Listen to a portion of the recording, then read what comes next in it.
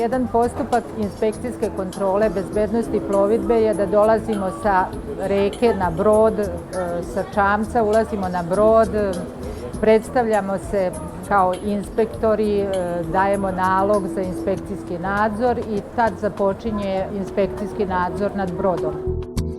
Zapovednici moraju na brodu imati sve knjige i isprave koje prate brod, to je brodsko svedočanstvo, ono je veoma bitno jer kroz njega vidimo da li je brod sposoban za plovidbu, znači tehnički, da li ima sve ostale knjige i isprave, to su brodski dnevnik, knjiga popisa posade, to su najvažnije knjige.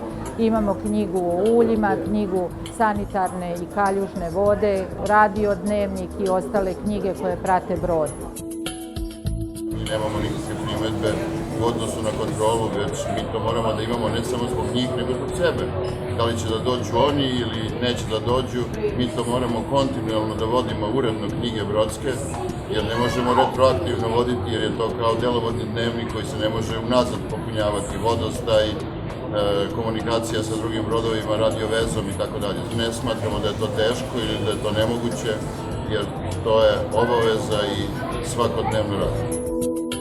Mi imamo dobru saradnju, imamo razumevanja prema njihovim nekim sitnim nedostacima koji nisu tako značajni za bezbednost plovidbe, pa im ukazujemo na to, oni nam pošalju, isprave tu nepravilnost i tako da imamo sasvim urednu i dobru saradnju.